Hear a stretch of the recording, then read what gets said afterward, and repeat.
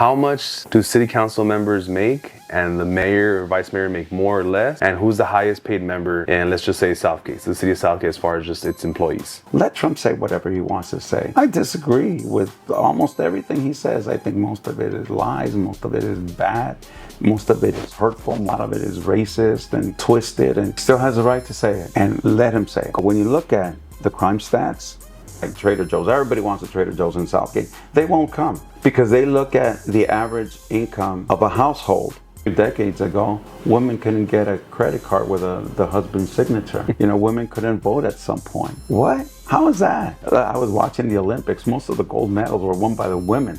What's poppin'? It's your boy Moses, aka NoMo, chilling right here inside the Lit Outlet Podcast. I got another very special guest in the building. Two-time guest now. I got Mr.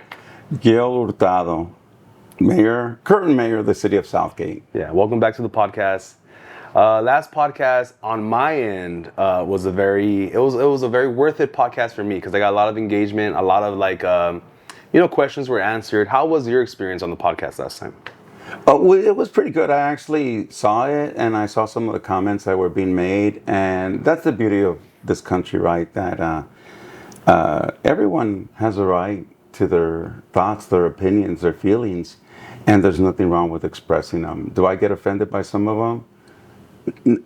That's the good thing about an individual, right? We can control our own emotions, and I'm a bit of a control freak, and so I don't let other people, control that. The only thing that I do let people control is laughter. If you say something funny, I will laugh. But if you say something that's intended to offend me, that part I can control. Okay. One of the biggest controversies around that time, which was maybe about a year ago, was the street vendors being kicked out of Southgate and being asked for all sorts of identification. All these rumors came about online and accusing you of all this stuff, right? What has changed from then to now as far as street vendors being allowed for, let's just say in Southgate Park specifically? Oh, okay. So this is the very interesting part about this. All of that was just twisted around on social media. That was not the case. We were not trying to kick anybody out. We weren't then, and we aren't now. What happened was that there were some residents, Southgate residents, who I, respond to, who were complaining about numerous street vendors on their block, right? Elotero, come get your elotes, el panadero, whatever. And they were complaining that they didn't want vendors on their streets. And so what happened was that the state of California changed the law. Not Gil, not the Southgate City Council, the state of California, making it easier for street vendors to operate. And our municipal code was not allowing them to do that because the old ordinance said, no, you can't be out here. And so if somebody tried to get a permit, they would be told no. Okay, but the state of California says yes. So all we did, and I'm the one who said it, I said, look, we've got to change our ordinance because these vendors have rights. If you listen to the actual meeting, you'll hear me say that.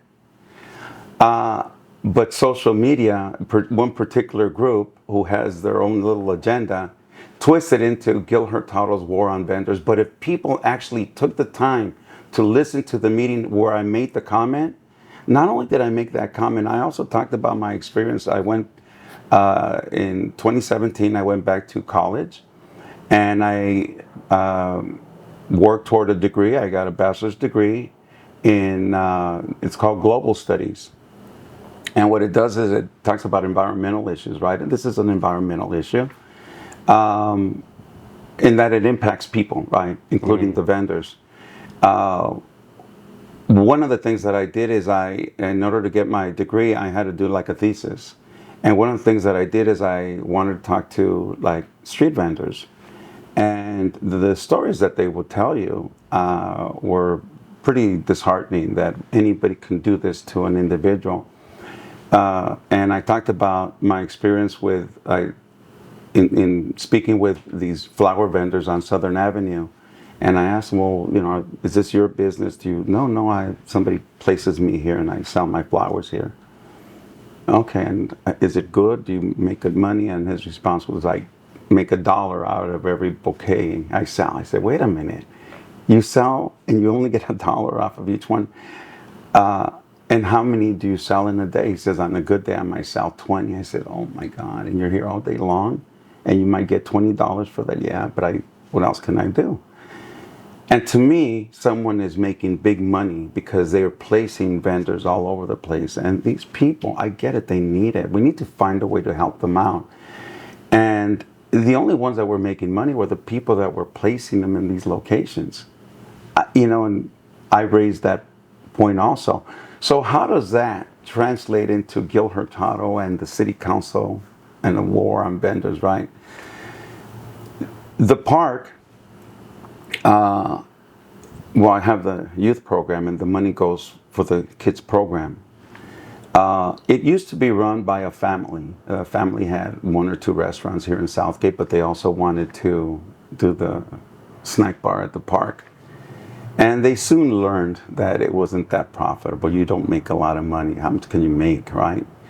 And so the city opened up the bidding process so somebody can get the exclusive contract. And this is before me being on the council. It's an exclusive contract. And we put in a bid. A couple of others put in bids too, but they could not commit to opening up the hours that the contract required. My program did. For about 5 or 6 years, my wife, and she did it as a volunteer. She operated those hours for about 5 years, and she could no longer do it because of her back injury. And then from that moment on, we started working with other volunteers, and we've been operating ever since. And again, it's an exclusive contract that the city gave the youth program. But it's no different than the exclusive contract that the other people had before us. Now, when the health department shows up and says, we're here to do an inspection, and okay, you were here just a couple of months ago, that was scheduled. Well, okay. So they walked around, they checked everything out, and they said, okay, where do you prepare the elotes that you guys sell? Well, we don't sell elotes. Well, that's why we're here. Somebody complained that, they ate elotes here at the park, and you're the only ones, well, we're the only ones that have the permit, but there's other vendors. So they suggested that whenever we see somebody that's selling, we should just at least put a record out there. The health department suggested. Yeah, it was their recommendation. They said, look, to protect yourselves, just report it so at least we know that it's not you guys selling. I said, yeah, I can tell you right now, we don't sell elotes. We only sell those things that we have been allowed to sell. And our contract said we can sell hot dogs. We couldn't sell hamburgers because that required a different kind of permit. We can sell French fries. We can sell chips. That snack bar food. By the way, some of the best chili cheese fries. People have said. People that I've taken to the park. I took my to go see my son play one time, and my brother-in-law came. He's from HP, Huntington Park, and we got him some chili cheese fries. He goes, "Whoa, these chili cheese fries are amazing." Yeah, and I'll tell you why. Because this is Southgate, right? And who comes to the park? Our residents do. I've been to tournaments in other cities. You can tell they water down the cheese or something, and so they do something where it's a little bit, look, spread it out. And because we have volunteers and we have, I'm not trying to do commercials for Sam's or anything, but it's not too far away. We're able to go and get fresh stuff, the chips, the good stuff. But I've gone to other places where they're stale. Mm-hmm. And I don't mean that they don't have like greener stuff, but there's no crunchiness into it. And so we try our best to try to provide the best for our community. And again, there's not a lot of money in it. And so us reporting was for that reason. Now, what we did is the state of California added language that said that even in parks where you have exclusive contracts, you have to allow vendors. Okay? So based on my comment, we opened it up so that vendors could come into the park even though we have the exclusive contract. So how is that attacking vendors? Well, I think they bring the argument as far as like the video of a police officer, the white vehicles. I'm not sure what kind of Yeah. giving a vendor a ticket and taking their stuff Yeah. But if you look at the date of that, that was 2019. before you guys opened it up. Before that issue, yeah. But they're still required to get a permit. And, our volunteers, when they see a vendor out there, all vendors are required to carry something that say that they have a permit. And so because there's code enforcement and police officers that go through the park, they're also looking out for anything that's not supposed to be I was at the park maybe a year ago, and I saw a street vendor or a vendor on a cart. A cop pulled up, and I had my phone ready. I'm like, here we go. It's about to go down right now. And the cop went up, asked him for something. He saw a paper, and she left. That's it. And I was like from Diamond 1 to Diamond 4, Yeah. like right across. We're very far. And those that didn't have it, what they were told was, here's information where you can go get a permit. I think that's what happened. Yeah, that's all that our staff was doing, and that's all we want to continue to do. Look, they also, when I say they, the state, says go ahead and give permits out, and here are the things that you can restrict. So the city of Southgate was even a little bit more flexible in that, and I'll give you just one example of it. LAUSD has a policy. It's an LAUSD policy. No street vendors allowed within 500 feet. Now, two things. Number one, LAUSD, a message to you. Your rights are up to the sidewalk. You don't tell the city of Southgate or any other city what they can do on the rest of their block. That's property of the community. 500 feet, this is the second point. You're a Dodger fan. I'm a Giant fan, but I don't know if you know the answer to this. From home plate to center field is how... Typically 400. Okay, well, it's actually 430. Joshua Barone told me that one. Wait, in Giant Stadium? No, in Dodger Stadium. 430? From home plate, from To the wall? To the wall. It's 430 feet. I don't think so. So, okay, well, let's say it's 400 feet. Okay. But that's pretty far, though, right? It's really far. So if LAUSD has a policy of no street vendors within 500 feet, you're putting them in the parking lot.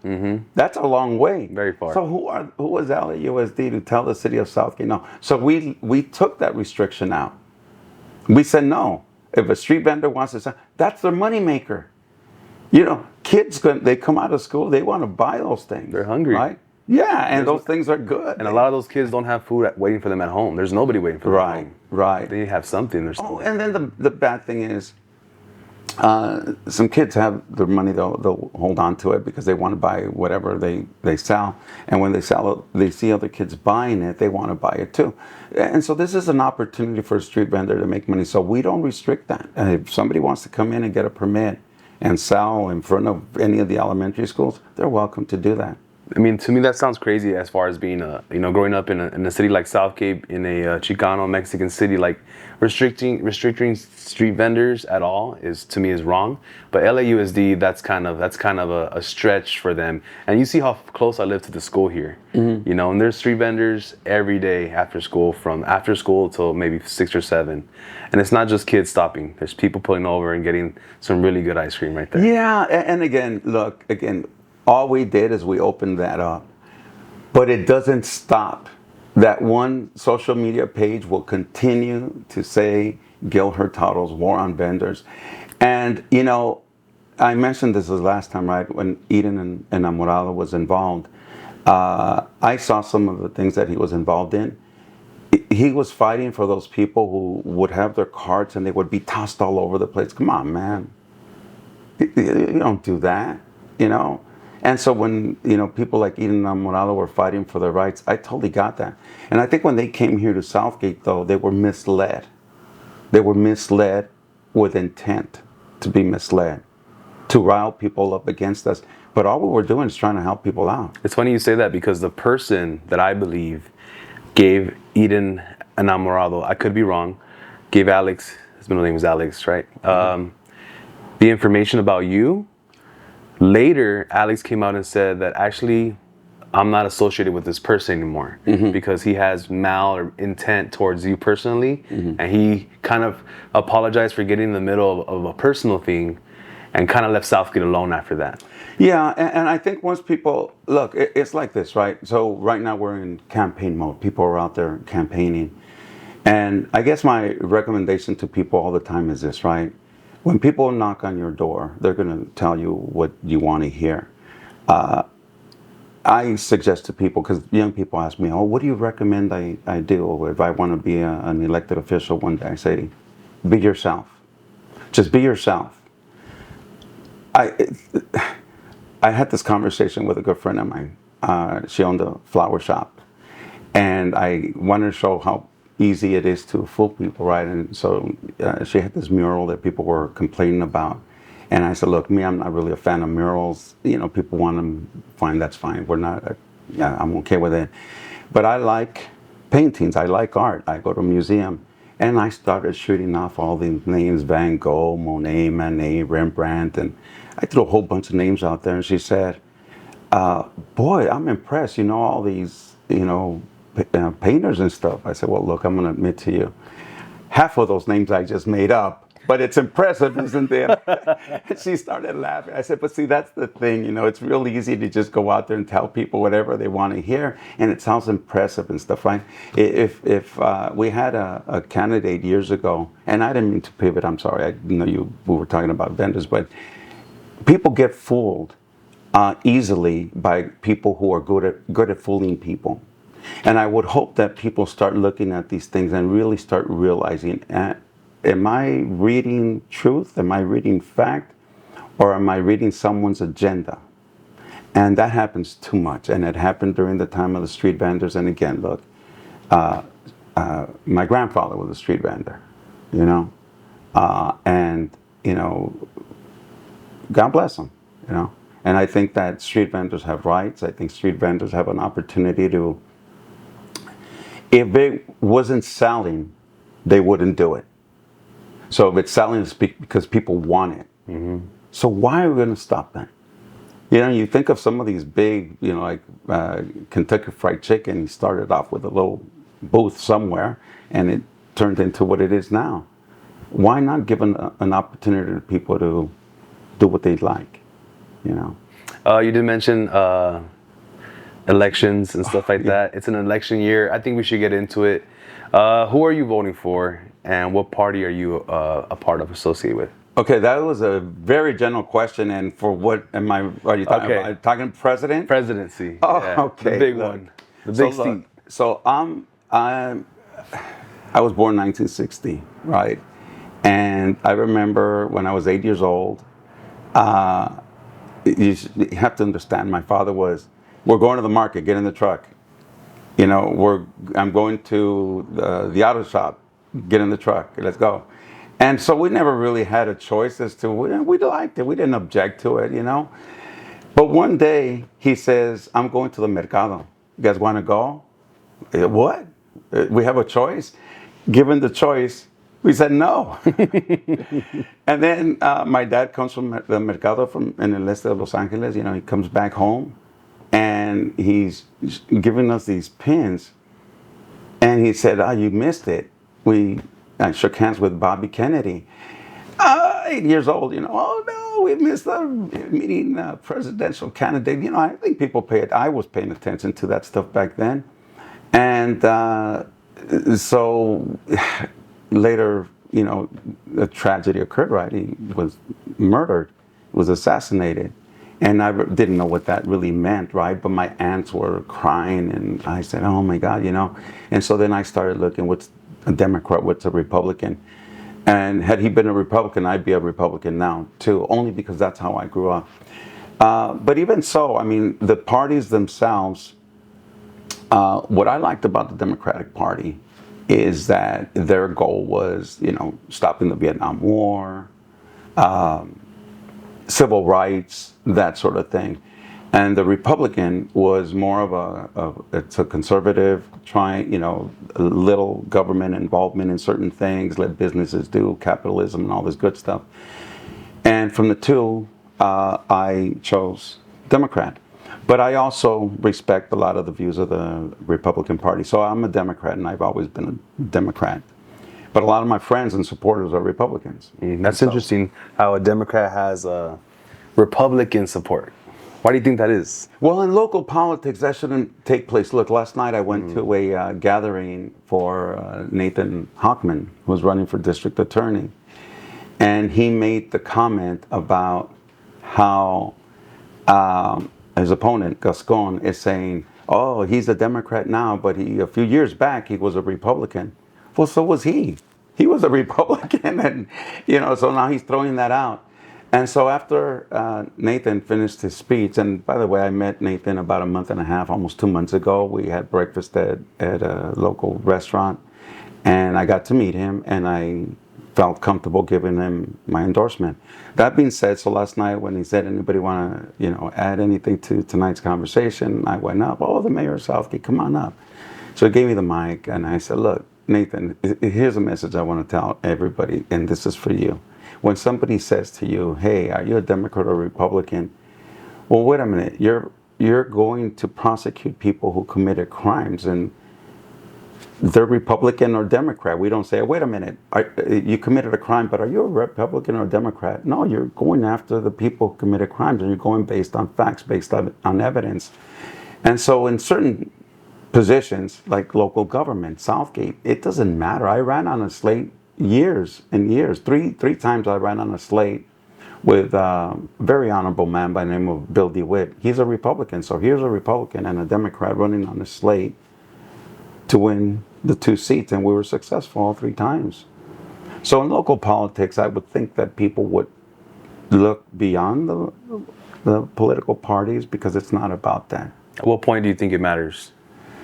Well, if the votes that I'm making, for example, are too extreme to the left, it could be problematic, especially for businesses, right? Because they're the ones who generate the taxes that we use to provide services and stuff like that.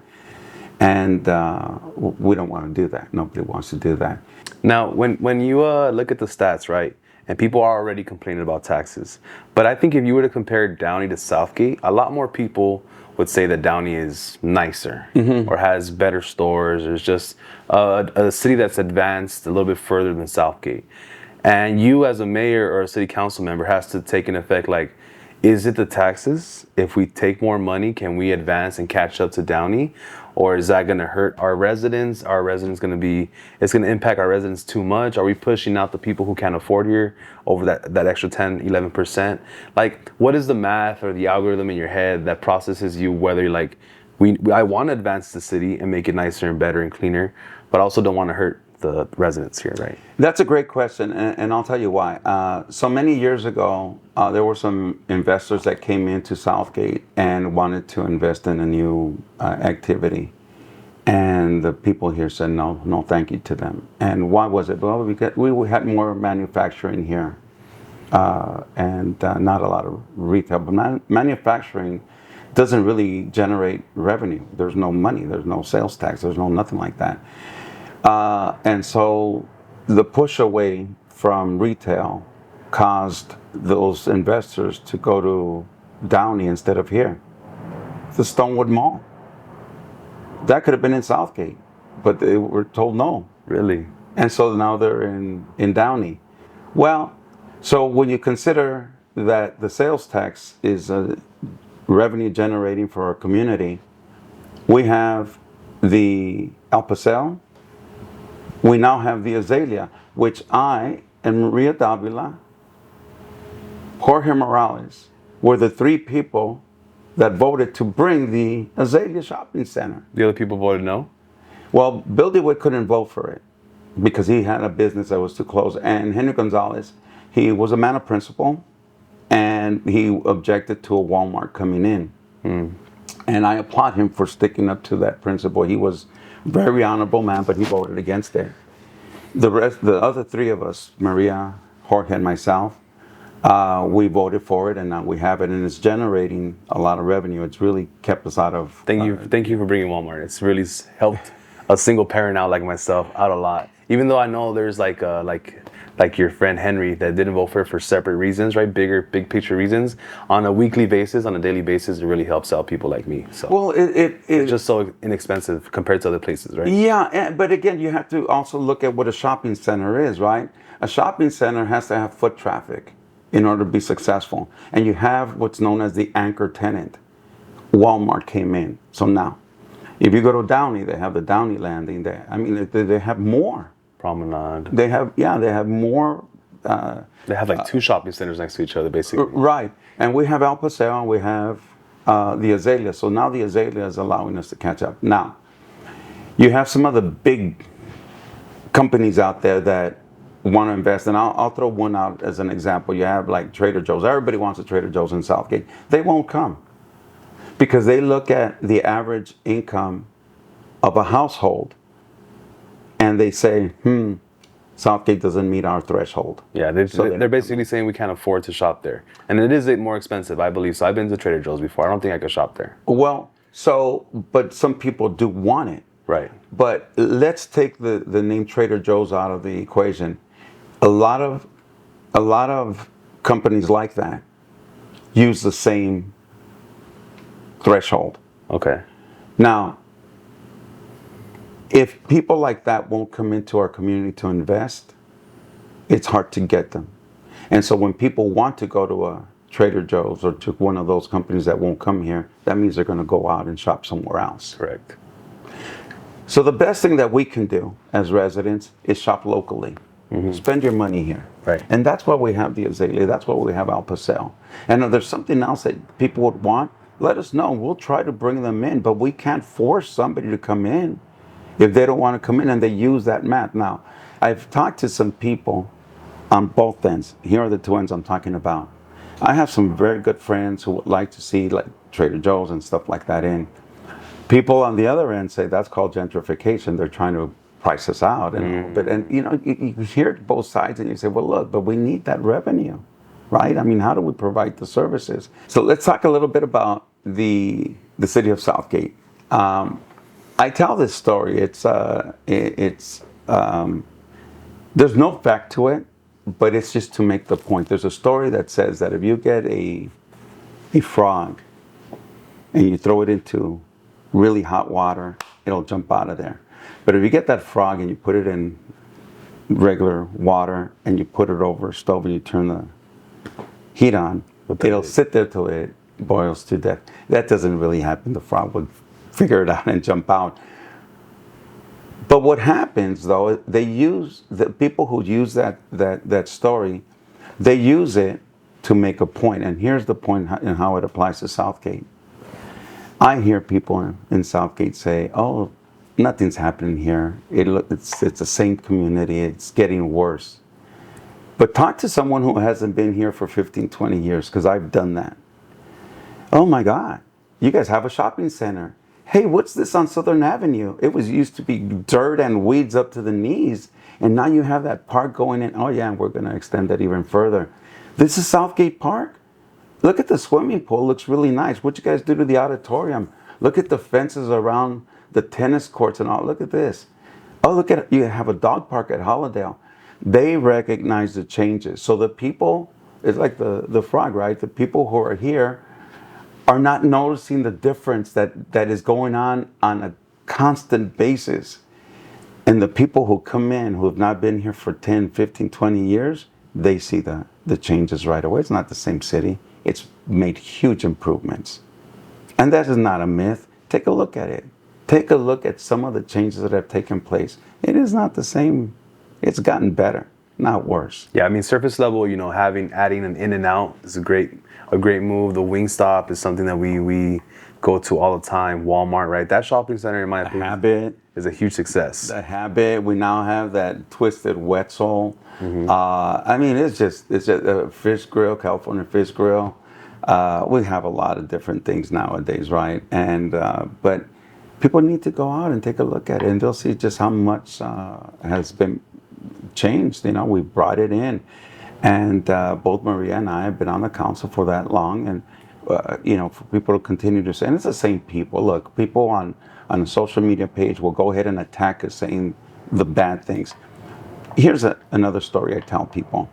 There's a story about a school teacher, second grade teacher, and she puts on the board before the students come in 20 math equations, very simple. 2 plus 2 is 4, 3 plus 1 is 4, 3 plus 2 is 5, very simple ones, right?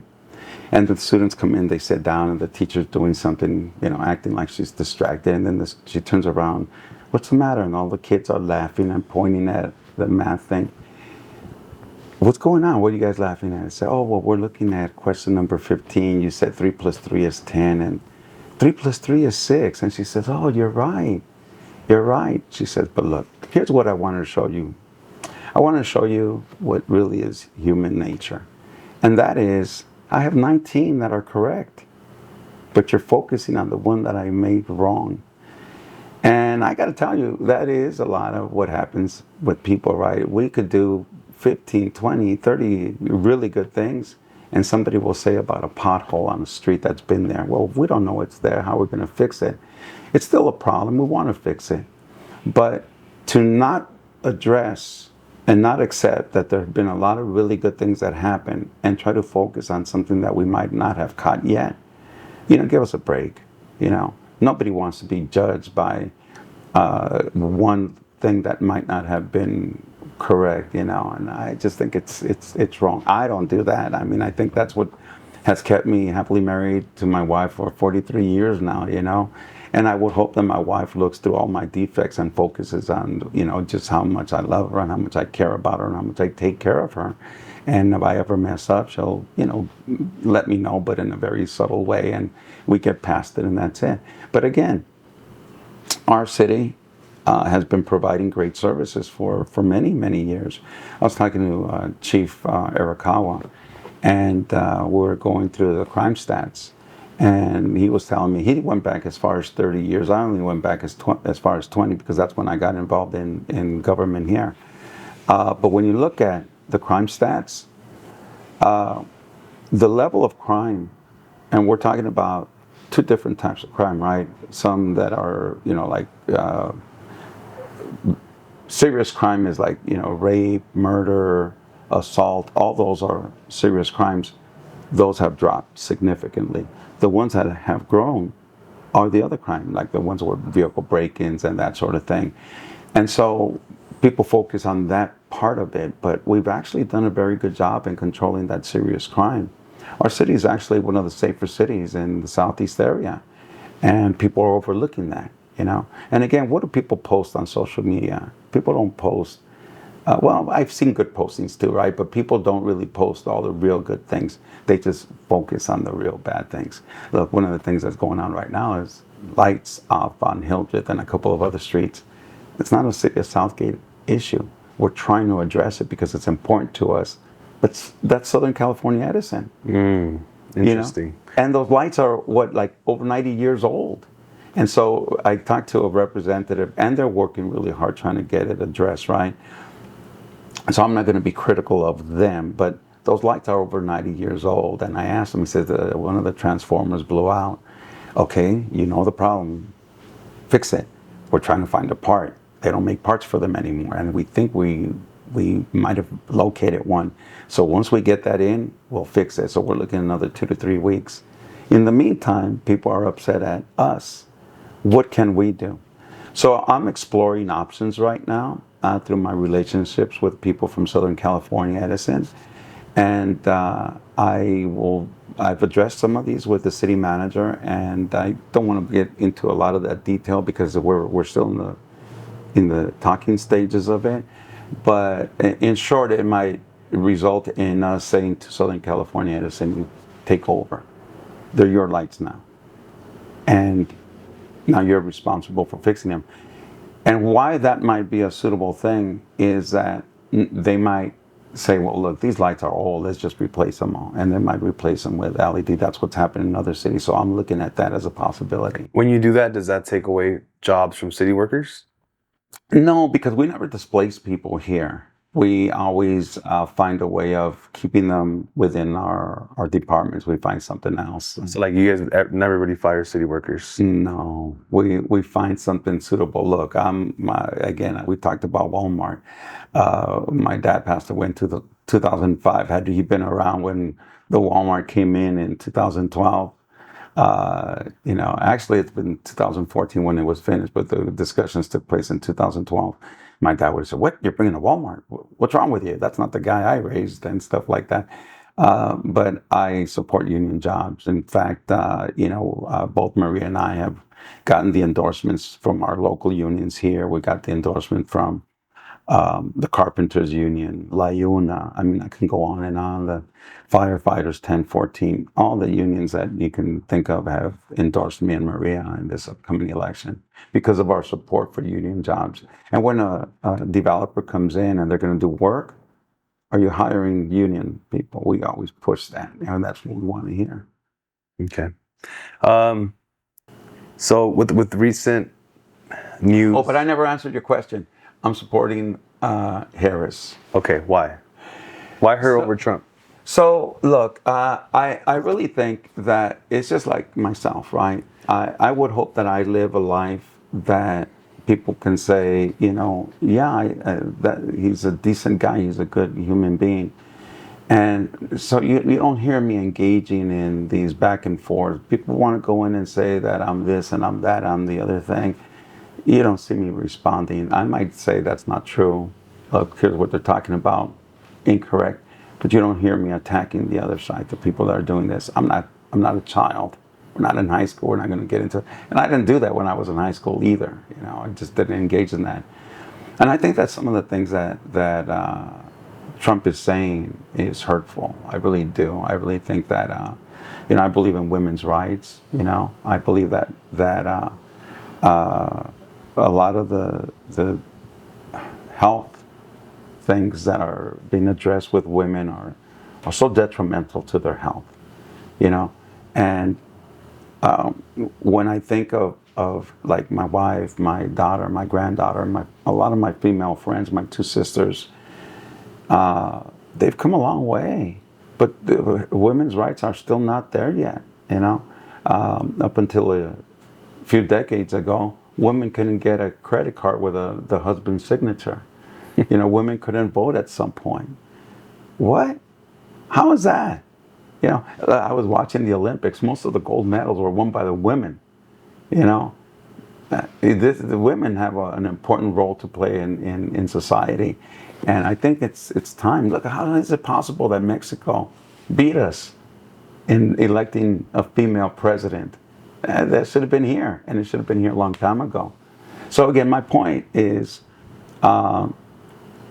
I think that a lot of the things that are being said by former President Trump are very hurtful, and a lot of it's just not true.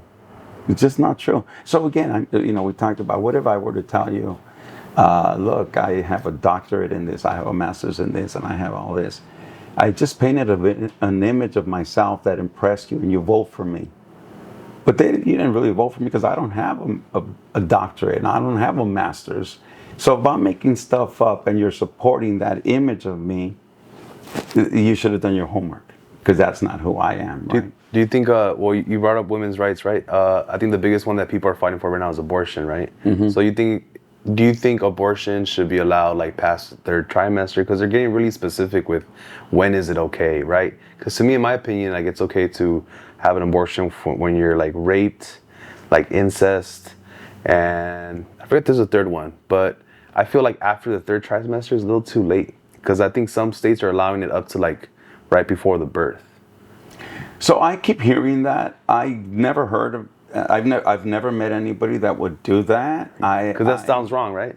Well, it sounds wrong, but again, let's look at the particulars, right? What if the reason is that the woman's life was in danger? That's the third one.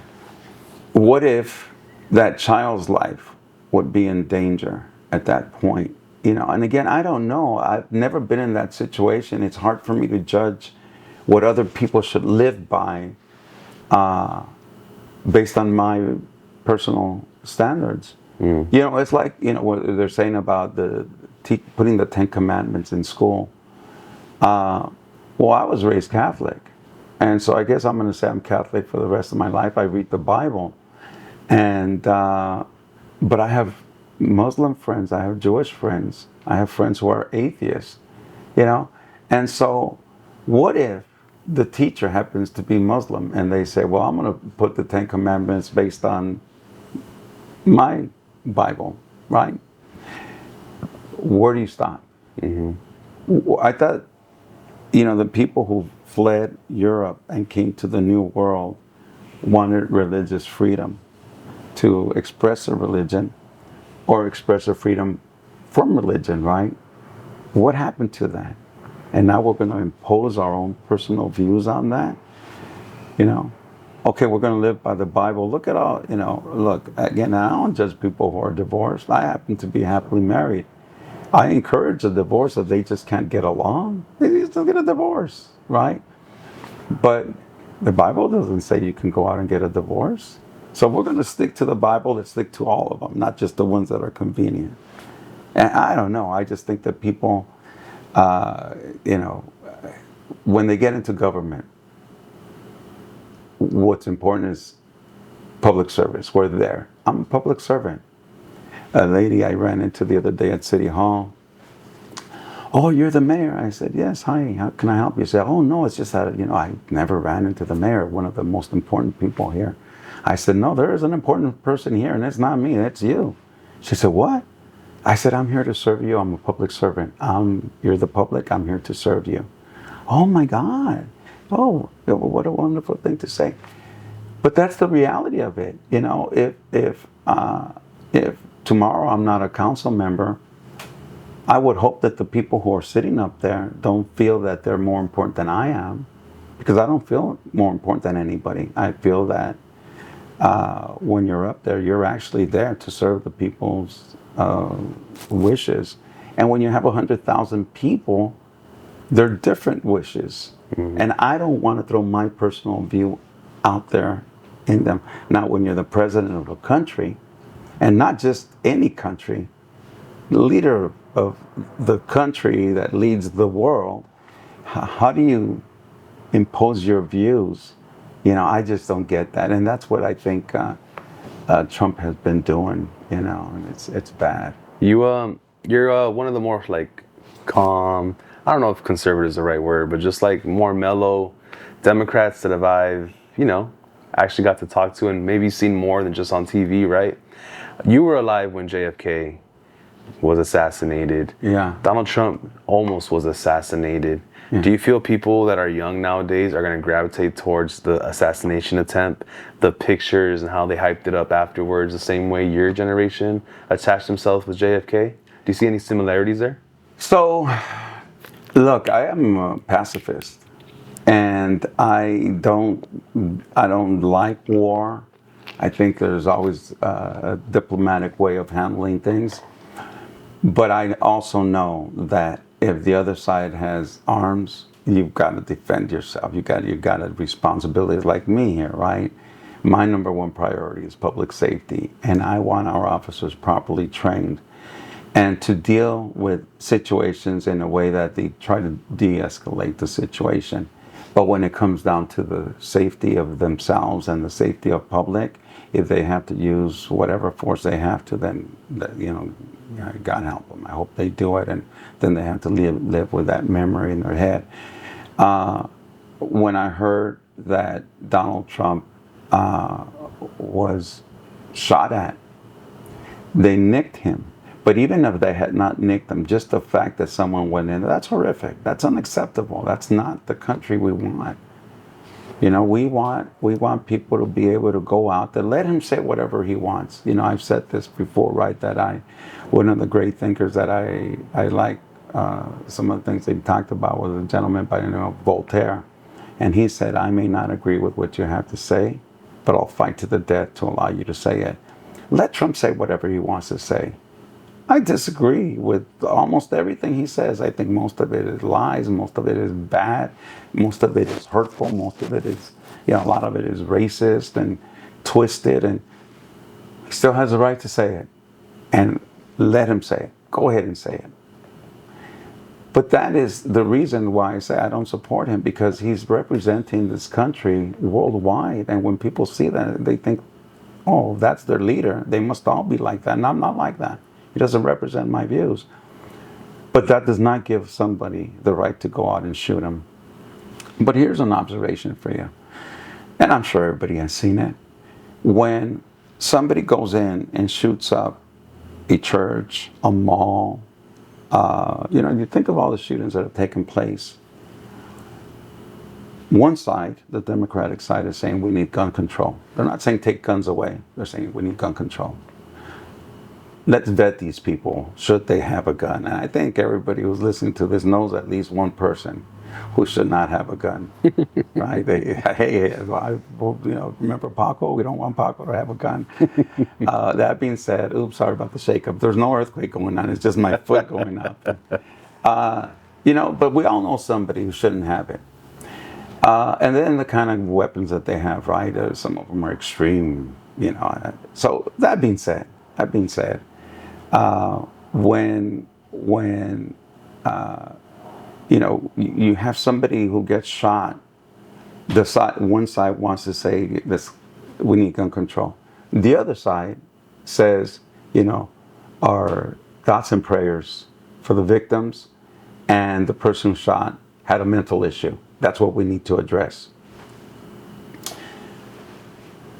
Trump gets shot at without an investigation.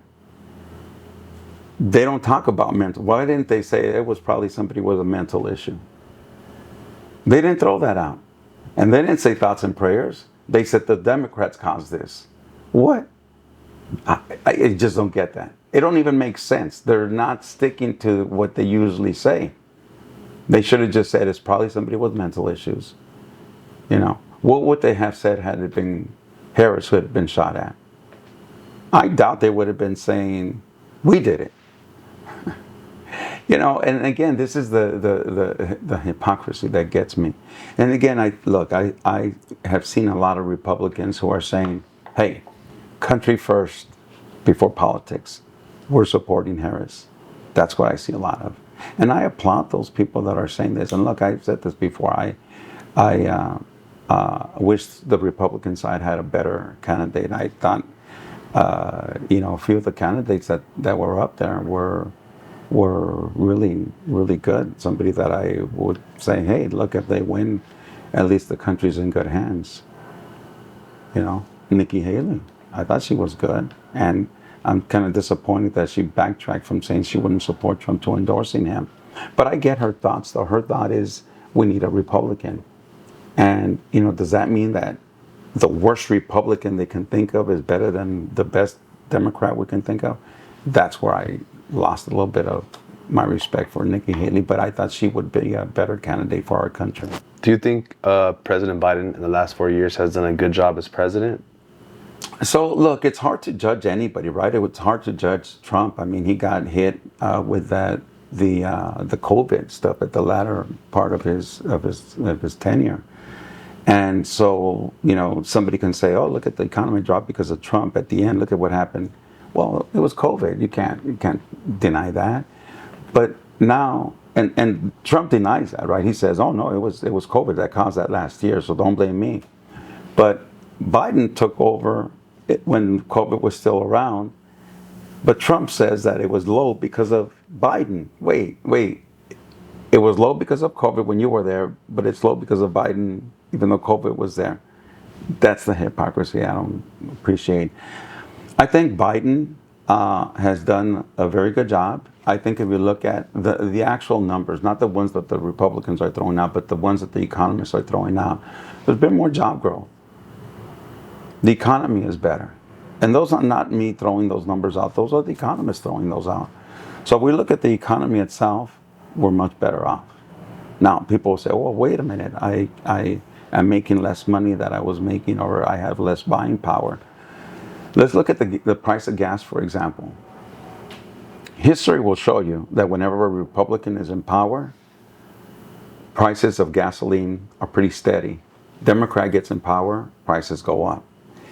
Is that by design? I think it is. I'm pretty much convinced it is. You're saying the gas companies raise the prices because they want Republicans instead of Democrats? I'll let whoever's listening to this make up their mind, and I'll throw this out. You can't have record profits, right? Which is what we're having now. Oil companies have record profits. Well, wait a minute. That means that they're making more money, right? That's what profits are, more money. They're making more money. So then why are they having the higher prices? Because they want to make sure that the Democrats get blamed for this, and then regulations come down. What did Trump recently say? Drill, drill, drill. He wants to drill, drill, drill. Is there really a need for that? We have oil. We have it, right? And so why are they raising the price of oil? Because they want those regulations to be removed so that they can continue to do what they're doing. But I really think that has a lot to do with it. Could I be wrong? I don't know. Raising the prices on gas, isn't that like price gouging, price gauging? But if it's allowed by the government? It's allowed. It's like not against the law to do that. Well, like look, when the price of toilet paper and water went up during the pandemic, that's not illegal? Well, so it is, because the government said it was at the time, right? They said, we are freezing prices. We are not allowing you to raise the price of stuff, right? But if you go to any store, even like today, you go to one store, you go to another, it could be across the street, they sell the same product, one is higher than the other. Why is that? Because they can. But if I'm a consumer that wants to watch my spending, I'm going to buy it where it's cheaper. And if people start buying more here where it's cheaper, this person's going to have no choice but to lower their prices down, right? But as long as people are paying those high prices, they're going to continue doing it. You know, remember these watches when they first came out, little digital watches? They were hundreds of dollars. Got to the point where you can get them with an oil change. I mean, hey, oil change free watch. Why was it so expensive back then? Well, it wasn't expensive to make, but people wanted them, and the consumer raised the price. And that's what happens. You know, that's what capitalism and that's what the free market does. It allows the person selling to set whatever price they want, but it's up to the consumer to allow them to do it or not. So shop wisely, you know, go on and shop wisely. I do that. I did that, you know, back when I was working full time. Now I'm on a fixed budget because I am retired.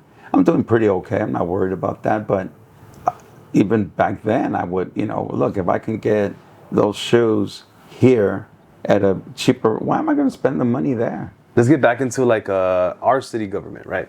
So I think I have a list of questions that I think people are curious about. Shoot. Okay. How much do city council members make? And does the mayor or vice mayor make more or less? And who's the highest paid member in, let's just say, Southgate, the city of Southgate, as far as just its employees? So the highest paid will be the easiest one. It's the city manager. It's a professional, highly educated, highly well prepared, and has the skills to manage everything that is directed by the council. And the council is there at the direction of the people. How much does the city manager make? Over $200,000. I don't remember what the agreement was, but they make a lot of money. But that's a going rate. How do we come up with that number? And is it like about average for the cities around us? How does that number come about? Well, it's the same thing, right? But it's anything else. I mean, look, you got a Raiders thing on. When you see a quarterback out there that is a quarterback you want, and he wants to come here, what's he asking for? Big money. And so if a city wants the best, you got to pay what the going rate is. That makes sense. Because they're going to go. Because they are qualified. They know where they're going to go. So city managers they earn those stripes. They're at the end the hidden responsible person to how the city moves. And I say hidden because at the end it's the 5 council members that are there. Now, The state of California has two types of local government, how they're handled. So let me make sure that this doesn't confuse people. The city of Southgate is a general law city, but it could also be a charter city. Okay, there are two different ways of doing it. We are a general law because we choose to be a general law. The voters would have to change us to a charter city. I don't recommend that. What does charter city mean? Charter city means that you don't follow the laws of the state of California. So you just do whatever you want. You can do whatever you want. That's what happened in Bell. That's crazy. They were a general law city. The elected officials said, voters, let's tell the state of California to go to hell. They are not going to control us. People said, oh yeah, I like telling the state of California to go to hell. So yes, let's go to a general law city. So what did they do?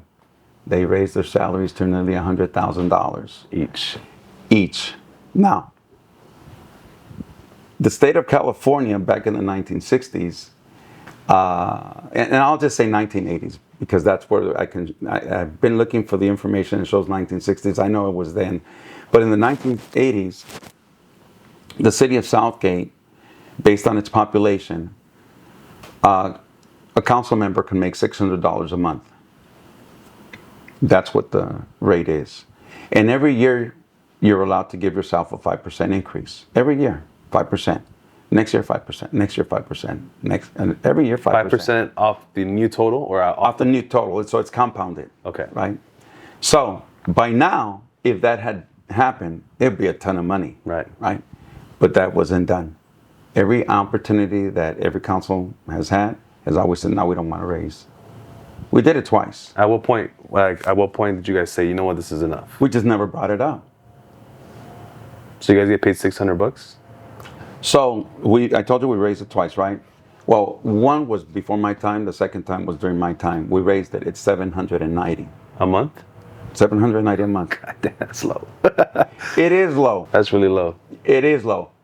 However, the state of California last year said, we have come to the realization that a lot of people don't want to get involved in politics because of how ridiculously low council members are being made, are being paid. So the state of California changed the numbers and they increased it to $1,900 a month. They did that.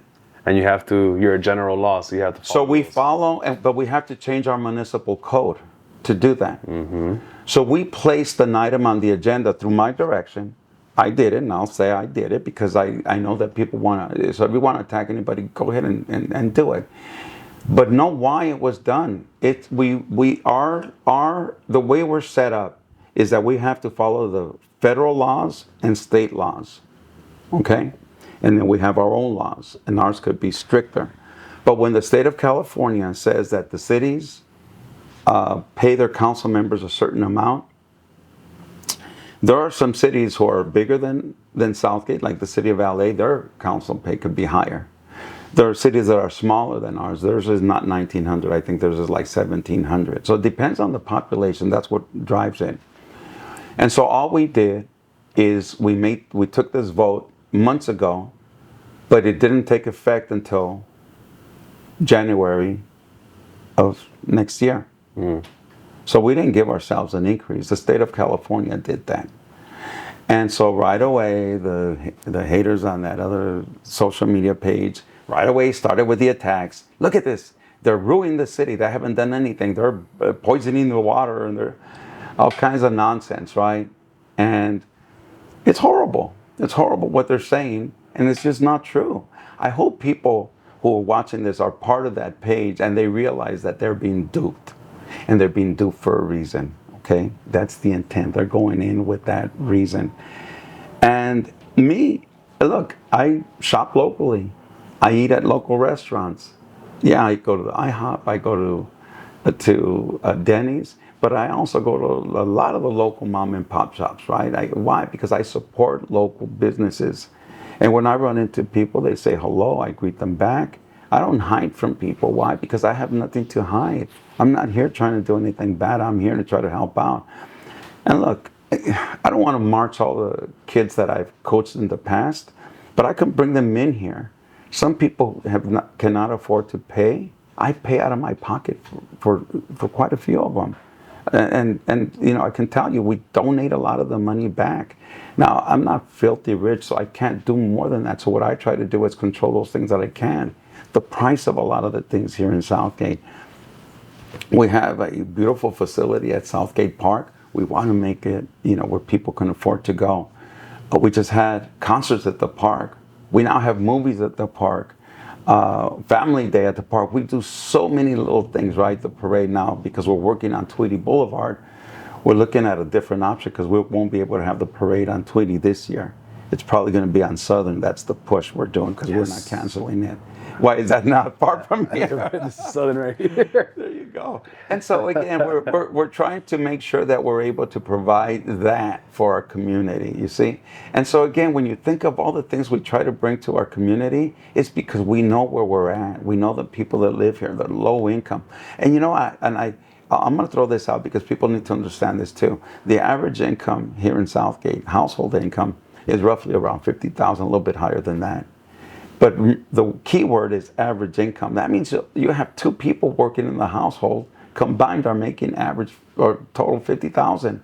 Or you have one person working two jobs. That is just really low. So our job is to provide the best services that we can at the lowest cost. And we are seriously, literally one of the lowest in taxing its residents. We are. That's a fact. I don't care what they want to say on that social media page. But those people who are watching this, if they're on that social media page, please take a good look at things. Don't go by what you're reading. Look, like I said, I can tell you I have a PhD, a master's, but that's not me. So don't vote for people who may be lying to you. By the same token, don't believe that the people on the city council are bad people because of what you're hearing out there. Because that might not be true. That's an image. I don't like those people either. I don't like the Gil they're portraying out there. That guy's a bad guy, but it ain't me. That's just an image they're making. And they do it with malintent. Mm-hmm. Yeah. I think for most people with common sense, you can tell. Even the person that's typing stuff up is like, you could tell they're angry as they type. Whereas I can just tell that you thought about what you typed, right? But I want to end the podcast with this. Over the summer driving around the park, I've noticed a lot of construction tape. Tell me some of the improvements, specifically the baseball fields. I'm a baseball player. I have a baseball team that I coach. My sons played at Southgate Park. I grew up playing there too. What are some of the improvements you guys made over the summer at the park specifically?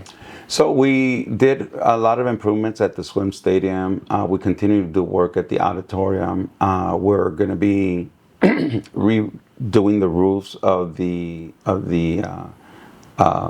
Boy Scout huts. We're making improvements of the Girl Scouts. Club. It's a building, right? But it's called Girls Club House or Girls House Club, whatever it is, right? I rarely go over there, so I rarely get. But I do know that it needs upgrades, and it's been taken care of. All the fences, they were old, they were beat up, some of them are rusty, and so a lot of investment has taken place. Now, let's be clear, as the president of the JAA, being a volunteer, non-paid, I can always vote on all those things. The law allows me to do that. But just out of the preponderance of the optics, I've always recused myself on that. So I may have some conversations with the city manager and say, hey, look, because I'm at the park all the time, I think this needs addressing. And he might talk to the other council members, and if they agree to put something on the agenda, they might do that. So my involvement might be so, behind the scenes, but the votes take place by the other council members. Now, because I'm a volunteer, the law allows me to vote. I just choose not to avoid that stuff. Look, what was said, when the city spent about $1.5 million to put new fences around all the facilities out there, the folks on the other side were saying, this is to help the Gil Hurtado Corporation have no idea what they're talking about. But yet some members of that page were saying, oh my God, is that legal? We need to get rid of him. He's benefiting from our taxpayer money, $1.5 million, and we can't get this bond. That's what we have to go through. But yeah, we have spent a lot of. Is it just the effort. fence? Fences on the baseball fields, or you guys fix the dirt too? So the fences include the golf course, the baseball diamonds, the softball diamonds, the swim stadium, the tennis courts, everything that's involving fences at the park, all of that was taken care of. So it's not just one location, all of them. And you've seen the park. They look nice. They look really nice. I drove by and I was like, whoa. Yeah, and again, people who drive by, I guess they all read the same book and they all say, whoa. Because it does make a big difference. Yeah. I mean, people at their homes, right?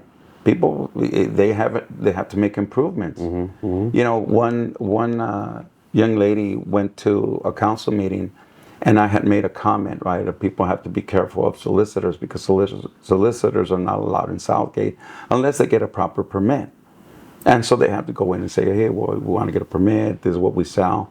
And if it meets the requirements, then they're given a permit. And then they walk around with some sort of like ID that has a picture on it saying that they're allowed. Now, you at your house, you don't have to listen to them, but they have the right to be out there with that permit.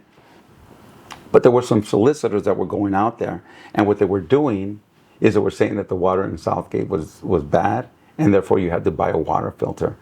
Well, sadly, some people bought a water filter that they really don't need. But why did they buy it? Because they read on some social media page that it's bad. So it's because of the fake, false information that's out there that these people bought it. And if they're happy because of what they did, that's on them. So you're saying the tap water is safe to drink? Absolutely. Well, I'm not saying that. The state of California is saying that. And, our water is tested hundreds of times, thousands of times during the course of the year. And there's the level that it's supposed to meet. We exceed the level. Our water is safe to drink here in Southgate. I drink out of the tap. I don't drink. I don't say, oh, I'm gonna buy bottled water, because I do buy bottled water. I do have a filter, a pure water filter, but that's because our coffee maker says that it has to have a certain water, not to use tap water. But I drink water out of the tap. When people go to the park and they drink water, that's the water that we all drink. What are some other improvements at the park that you would recommend that haven't been made yet? Our park is one of the most popular parks all around. I really think we need to do a better job at the golf course. And the reason I say that is because the average usage of it is really low. I think the number I was given is like 30 people a day. And when you have a park where families want to go to, when I think of what we could do differently, again, I don't want to get any golfer out there angry at me. But if I was a golfer, I'd be going to the one in Downey. That's a golf course. That's a beautiful golf course. Ours here is nice, I guess, if you want to just go and practice. But when I think of how big that area is and only 30 people a day, we need to find more use for it.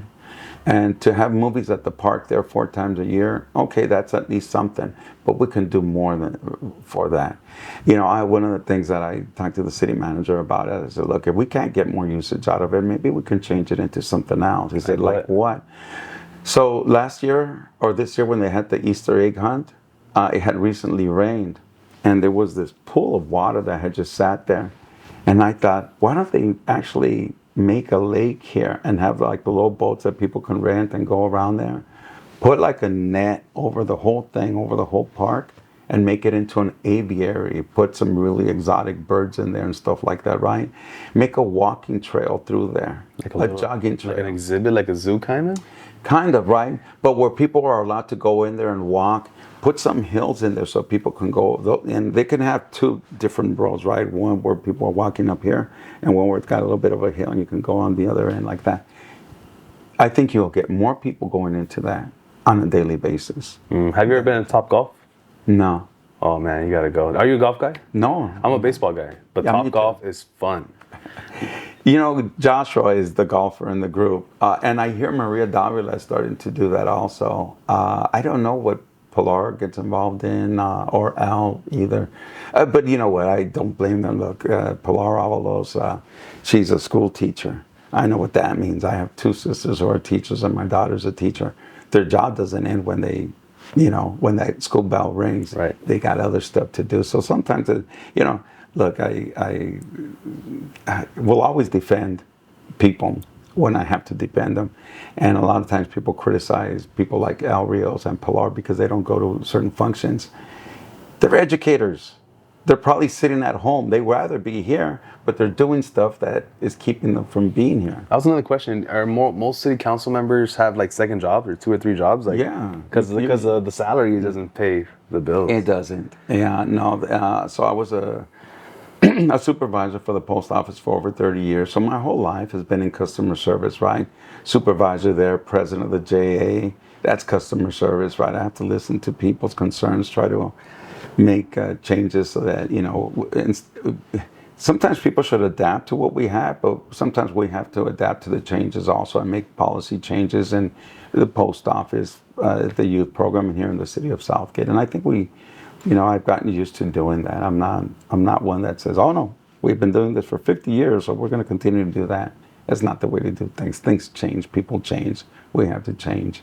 Cool. And that's how it is. So thank you for coming back for part 2. Obviously, I think there's much more things that we haven't covered that we can cover. So hopefully in the future, you're willing to come back again. Let the people know where they can find you and what you have coming up next as far as, anything with the city or yourself. Yeah. So look, I guess the thing I want to tell people is this. Look, I'm 64 and I've been me for 64 years, right? And I want people to judge me based on who I am and not what they're reading on these social media pages, right? I don't get that part of it. I don't think that people, those same people who might be judging me like that, they would not like to be judged based on something they read. Especially if it's not true. Now, if it were true, that'd be something different. But people have an agenda and they want to persuade you to do or say something against the person because they have their agenda. Don't let them use you. Do not be used. Don't believe everything you hear, not even if it's coming from me. I want people to make their own decisions, right? I think that the city of Southgate has come a long way. And again, talk to people who've not been here in a long time. Go and take a look at Southgate. Again, go down Southern Avenue and then imagine how it was 20 years ago. Didn't have that grass, didn't have those playgrounds on the west side. We wanted something for them on the west side. Go to Hollandale, they didn't have a dog park. We're making improvements right now in Hollandale. So we've got a lot of things going on, and they're very, very important to the residents, they're important to the community, and it draws a lot of people in. Southgate is a great place to be, and it's not because I say so, it's because the people in the community make it. It's them. It's the people who are the strength and the backbone of this community. So, and I want to thank you for giving me the opportunity to come out here. I do remember you when you played there, and and I'm glad to see. I have this. We have at the high school. I'm coaching girls softball, and we added an additional person on. They mentioned the name. The name sounds familiar, but it sounded familiar. A lot of people have the same names, right? And so I thought, I wonder what's the person I know. And when she got there, I said, oh my God, I know her. I coached her when she was 9 years old, and now she's one of the counselors at Southgate High now. Mm. And she played for the national team in Mexico for softball, and played college ball. And now she's going to be part of our team, making our teams stronger. So, but a lot of good things are happening in Southgate. So, keep in touch. Awesome. Again, thank you for coming by. If you guys are still watching, make sure you guys like, comment, subscribe, and share this with a friend. All right, see you guys later. Peace.